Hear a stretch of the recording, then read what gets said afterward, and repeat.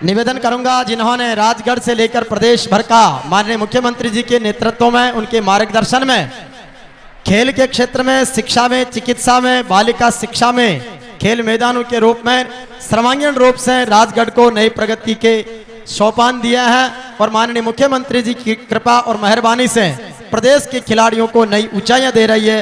हम सब की आदरणीय माननीय विधायक महोदया और पद्म श्री डॉक्टर कृष्णा पूनिया जी, अध्यक्ष राज्य क्रीड़ा परिषद की आप पधारे।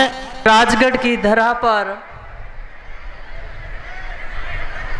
युवा दिलों की धड़कन, हर वर्ग के चहेते माननीय मुख्यमंत्री श्री अशोक गहलोत जी का हृदय की गहराइयों से स्वागत करती हूं और एक बार जोरदार तालियों की आप सबसे स्वागत के लिए कामना करती हूं। राजगढ़ वाली तालियां नहीं आई हैं। और राजगढ़ के चप्पे चप्पे से पहुंचे हुए सभी मेरे बहुत ही अजीज, हर बार की तरह इस सभा को सफल बनाने वाले सभी मेरे आदरणीय बुजुर्गगण, नौजवान साथीगण, मेरी माताएं बहनें और प्यारे बच्चों, सबका हार्दिक अभिनंदन करती हूं, स्वागत करती हूं। एक बार पुनः मैं आप सबसे जोरदार तालियों की अपील करती हूं। मैं अपनी बात शुरू करूं उससे पहले नारा देना चाहूंगी और उम्मीद करती हूं उससे ज्यादा आवाज लौटकर मेरे सामने आएगी। माननीय मुख्यमंत्री अशोक गहलोत, माननीय मुख्यमंत्री अशोक गहलोत, माननीय मुख्यमंत्री अशोक गहलोत। आज हम राजीव गांधी ग्रामीण ओलंपिक के द्वितीय चरण ब्लॉक स्तर का उद्घाटन माननीय मुख्यमंत्री महोदय के कर कमलों से राजगढ़ से हो रहा है। ये हमारे लिए बड़े गर्व की बात है। माननीय मुख्यमंत्री महोदय का जितना आभार व्यक्त करूं उतना कम है, क्योंकि एक ब्लॉक स्तर पर जिस तरीके से आपने खेल को बढ़ावा देने के लिए जो आशीर्वाद दिया है वो हमारे लिए बड़े सम्मान की बात है। मैं थोड़ा सा मेरे सामने वाली पंक्ति में जितने भी हमारे नागरिकगण पहुंचे हुए हैं, मैं कहना चाहूंगी कि खिलाड़ियों की व्यवस्था है, आप थोड़ा आराम से बैठे रहें। खेल जगत में माननीय मुख्यमंत्री महोदय ने जो राजस्थान में अभूतपूर्व जो बदलाव किए हैं, मैं बोलना चाहूंगी। इस देश का एकमात्र ऐसा राज्य है, एकमात्र एक ऐसा राज्य है जो इतनी बड़ी सौगातें दे रहा है। मैं बताऊं आप सबको कि जो खिलाड़ी ओलंपिक में मेडल जीत कर आता है, और साक्षी हैं आप सब, इसी ग्राउंड के अंदर हमने 2020 के जो मेडलिस्ट हमारे ओलंपिक के थे उनका सम्मान किया था। वैसे खिलाड़ी जब मेडल जीत कर लेकर आते हैं तो राजस्थान सरकार उन्हें 3 करोड़ रुपए, 2 करोड़ रुपए और 1 करोड़ रुपए की राशि सिल्वर और गोल्ड सिल्वर और कांसे के माध्यम से देती है। ये छोटी बात नहीं है और ये पहला प्रदेश है जिसमें एशियन गेम में मेडल जीतने वाले खिलाड़ी को 1 करोड़ 60 लाख और 30 लाख की राशि क्रमशः गोल्ड मेडल, सिल्वर मेडल और कांस्य पदक जीतने वाले खिलाड़ी को दिया जाता है। मैं बड़ी खुशी के साथ बताना चाहूंगी आप सबको, ये वो प्रदेश है, ऐसी योजना इन्होंने लागू की। अनुदान राशि राज्य स्तर पर मेडल जीतने वाले खिलाड़ी को कहीं पर भी अनुदान राशि नहीं दी जाती है और सिर्फ राजस्थान में दी जाती है। और ये वो प्रदेश है जहां पर राष्ट्रीय स्तर पर मेडल जीतने वाले खिलाड़ी को सीधे नौकरी दी जाती है। आपका बच्चा जब नेशनल में मेडल जीत कर लेकर आता है तो उसे सीधे तौर पर नौकरी दी जाती है, और जब आपका बच्चा अंतर्राष्ट्रीय स्तर पर मेडल लेकर आता है तो आपके सामने बहुत सारे पुलिसकर्मी ऐसे खड़े होंगे जिनके यहाँ पर स्टार लगे हुए हैं। वो स्टार लगाने का काम हम करते हैं और एसीएफ जैसे पद हमने हमारे खिलाड़ियों को सौंपे हैं, तो ये बहुत बड़ी बात है हम सबके लिए। इसके लिए मैं जोरदार ताली आप सबसे चाहूंगी। साथ साथ 25 बीघा जमीन राजस्थान की राजधानी जयपुर के अंदर रहने के लिए प्लॉट, नौकरी, और जो खिलाड़ी अंतर्राष्ट्रीय स्तर पर मेडल जीत के लाते हैं, अर्जुन अवार्डी है, द्रोणाचार्य अवार्डी है, हाल ही में उनके लिए पेंशन योजना शुरू करी है। 20,000 रुपए प्रति महीना pension, award Maharana Pratap award जब मैंने लिया था तो 5,000 की राशि मिली थी, और अभी माननीय मुख्यमंत्री महोदय के आशीर्वाद से उस राशि को 5 लाख बढ़ाया गया है, 5 लाख कर दिया गया है। इसी तरीके से गुरु वशिष्ठ अवार्ड की राशि को 5 लाख किया गया है, और एक और नया अवार्ड शुरू किया गया है, राजीव गांधी खेल रत्न अवार्ड, जिसकी राशि है 7.5 लाख। तो ये जो योजनाएं हैं माननीय मुख्यमंत्री महोदय का, कारण क्या है इसके पीछे? एक ही कारण है कि हमारा जो युवा है वो रास्ता ना भटके, वो सही दिशा में जाए, अच्छा रास्ता पकड़े और उसका भविष्य जो है सुरक्षित हो, सुनिश्चित हो।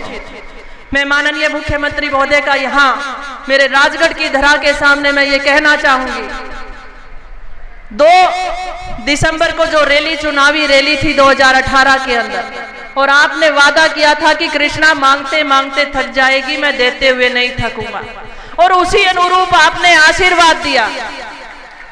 और इसमें मुझे कतई शक नहीं है, मैं कहना चाहूंगी कि राजगढ़ का विकास 40 साल बनाम 3.5 वर्ष का अगर आप उठा के देखते हैं, हमारे अभी जो सांसद महोदय हैं उसके दादा भी विधायक रहे, उनके पिताजी भी विधायक और सांसद रहे, उनकी माताजी भी विधायक रही, लेकिन एक भी ऐसा काम इन 40 वर्षों में नहीं हुआ जो इन 3.5 वर्षों में किया गया। जिनमें मैं शिक्षा की अगर बात करूं तो मेरे सामने जो महिला की पंक्ति बैठी है, माननीय मुख्यमंत्री महोदय कहते थे कॉलेज नहीं है, लड़कियों को पढ़ने के लिए कहां भेजूं, तो आज राजगढ़ के अंदर 2 सरकारी कॉलेज, एक बच्चियों के लिए और एक कोहेड कॉलेज आपके आशीर्वाद से चल रहा है। अगर मैं खेल की बात करूं, हमारे ब्लॉक के अंदर अंतर्राष्ट्रीय खिलाड़ी सबसे ज्यादा है चूरू जिले के अंदर, और आपके आशीर्वाद से अंतर्राष्ट्रीय स्तर का खेल स्टेडियम हमारे जो आज आप शिलान्यास करने जा रहे हैं, वो एक सुनहरा सपना आने वाले समय में, ये जो हजारों की संख्या में आप खिलाड़ी देख रहे हैं, ये अंतर्राष्ट्रीय स्तर पर मेडल जीतकर आपको देंगे। और मुझे अफसोस है ऐसे नेताओं पर, जब ऐसे विकास की राजनीति होती है तो वो खेल के द्वारा बनाए जा रहे अंतर्राष्ट्रीय स्टेडियम के ऊपर स्टे लेने का काम किया था। आपके बच्चों को, भविष्य को 3 वर्ष पीछे धकेलने का काम किया तो इन नेताओं ने किया था।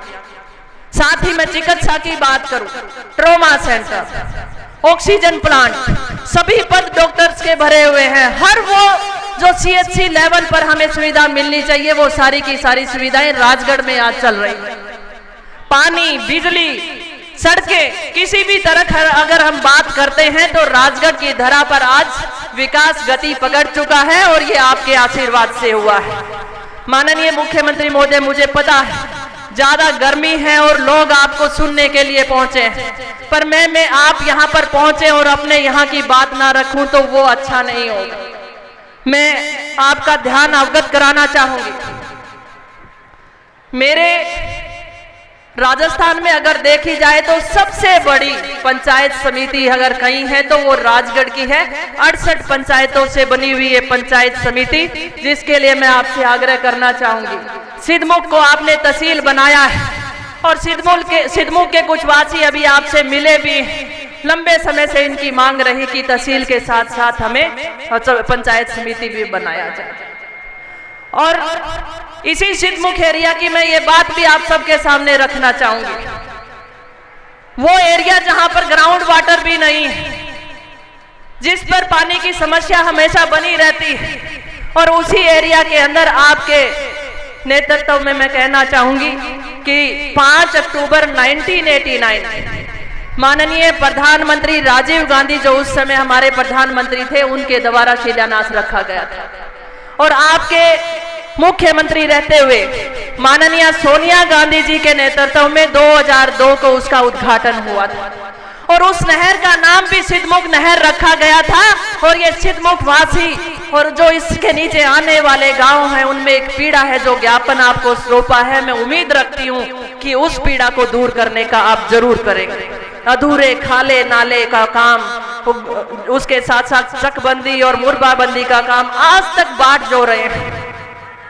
साथ साथ सिद्धमुख नहर से जो पूर्व में जोड़े गांव जो थे, दानोटी, छोटी, तांबाखेड़ी, रामसरा, टीबा, धोलिया, चुपकियागढ़, इनको भी मैं जोड़ने की अपील करते हूं। ज्यादा लंबा समय नहीं लूंगी मुख्यमंत्री महोदय, पर 2-3 मांगे और जरूर आपसे रखूंगी। मेरे सामने विराजमान लोगों की मांग है कि चांदगोठी के अंदर CHC बनाई जाए। मेरे सामने बैठे लोगों की मांग है कि नेसल गांव, बेवड़ गांव और नवा गांव के अंदर PHC बनाई जाए। साथ साथ ये बॉर्डर एरिया है और इस बॉर्डर एरिया पे हमेशा बिजली का भी अभाव रहता है।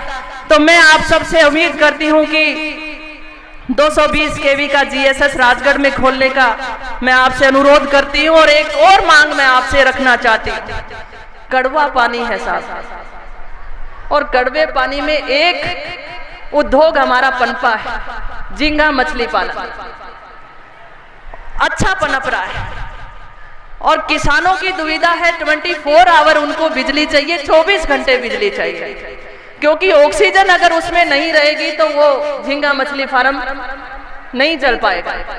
और उन सब की मांग है कि इसको फिशरीज श्रेणी में रखें और NDS के माध्यम से इन्हें जो भी लाभ हम दे सकते हैं वो लाभ मिले। ये सबसे बड़ी मांग किसानों की है। हम खेती वैसे तो नहीं कर सकते, कम से कम ये एक विदेश तक जाने वाला प्रोडक्ट है जो यहाँ पर बहुत उपज इसकी होती है। मैं आपसे उम्मीद रखती हूँ कि इसमें आप जरूर हमारी मदद करेंगे। और कुछ जो हमारे झींगा मछली पालन संघ है, प्राथमिक शिक्षक संघर्ष समिति है, CHA है, और भी लोगों ने मुझे जो ज्ञापन सौंपे हैं वो मैं आपको अपने हाथों से सौंपना चाहूंगी। और उम्मीद करती हूँ कि आपका आशीर्वाद इसी तरीके से बना रहेगा। एक बार पुनः माननीय मुख्यमंत्री महोदय के लिए मैं नारा दूंगी, और माननीय मुख्यमंत्री महोदय अशोक गहलोत। अब बच्चा सो गया है, ताड़ी को नहीं आई तारी। श्रीमान अशोक गहलोत, धन्यवाद।